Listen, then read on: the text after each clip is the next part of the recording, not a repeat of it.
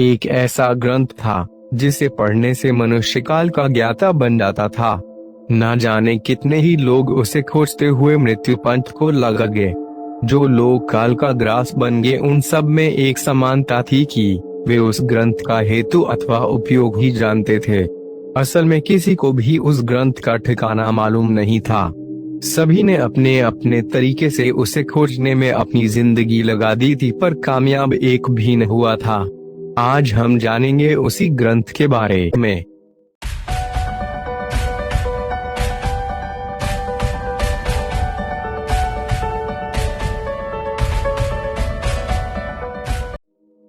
कुछ लोग खुद समय बदलने की सोचते हैं, लेकिन यह ग्रंथ पढ़ने वाले को यह ताकत देता है कि वे चाहे जिसके माध्यम से समय को बदलवा सकते हैं।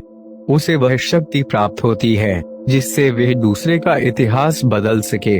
लेकिन यह सब सुनी सुनाई बातें हैं। आज तक किसी ने अपनी आंखों से उस ग्रंथ को नहीं देखा, सिर्फ उसका नाम और उसके कारनामे सुने हैं। उस ग्रंथ का नाम है नीलअवंती। महाराष्ट्र के किसी भी गांव में जाकर आप किसी बूढ़े को पूछेंगे तो वे अवश्य आपको नीलअवंती के बारे में बताएगा, और साथ में यह चेतावनी भी कि उसके पढ़ने से पढ़ने वाले का वंश नष्ट हो जाएगा।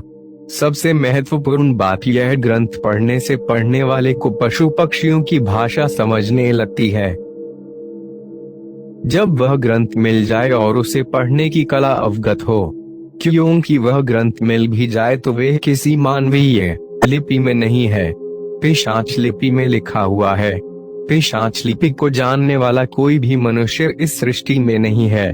कहा यह भी जाता रहा है कि हिमालय की गुफा कंदराओं में बैठे साधु मुनियों में से कियों को वे रहस्यमयी लिपि आती है, लेकिन वह कहाँ है यह भी कोई नहीं जानता।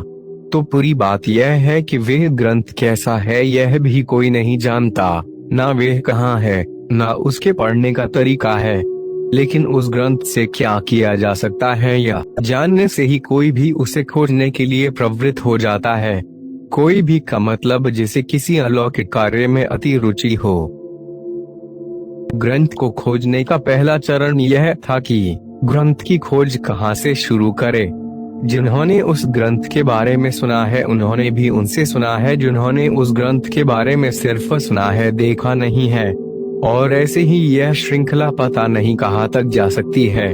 नीलअवंती के बारे में और एक बात प्रसिद्ध थी कि उसे जाने वाला एक मनुष्य आज भी जीवित है। उसे लोग बाजिंद कहते हैं और वे महाबलेश्वर के जंगलों में रहता है। कहते हैं उसकी आयु 1000 वर्ष से भी ज्यादा है। अब सबसे आसान तरीका तो यह है कि पहले बाजिंद को खोजा जाए जो उसे जानने वाला है, और उसके पास से जो जानकारी मिले उसके आधार पर नीलअवंती की खोज करें। एक बात आपको बता दूं, जो लोग नीलअवंती के पीछे थे वे चाहे जिस भी काल में हुए हो या फिर किसी भी जगह से हो, उनमें एक और समानता थी। वे सभी महाबलेश्वर के जंगलों में जाते देखे गए थे। उनमें से केवल 2 लोग ही जाने के बाद फिर से देखे गए थे, वह भी मृत अवस्था में। बाकियों का, जिनकी संख्या सैकड़ों में हो सकती है, क्या हुआ किसी को नहीं पता, क्योंकि उनका ना शरीर मिला था ना कोई अवशेष। आपको बता दूं कि नीलअवंती ग्रंथ को भारत सरकार ने बैन कर दिया है, क्योंकि इस ग्रंथ को एक श्रापित यक्षिणी के द्वारा लिखा गया है।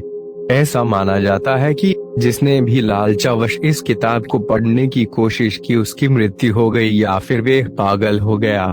जब बहुत सारे मामले आने लगे तो भारत सरकार ने ग्रंथ को पढ़ने पर पूरी तरह से बैन लगा दिया है। अब इतनी जानकारी मिलने के बाद क्या आप अब भी चाहते हैं कि आप भी उस ग्रंथ की खोज करने जाएं?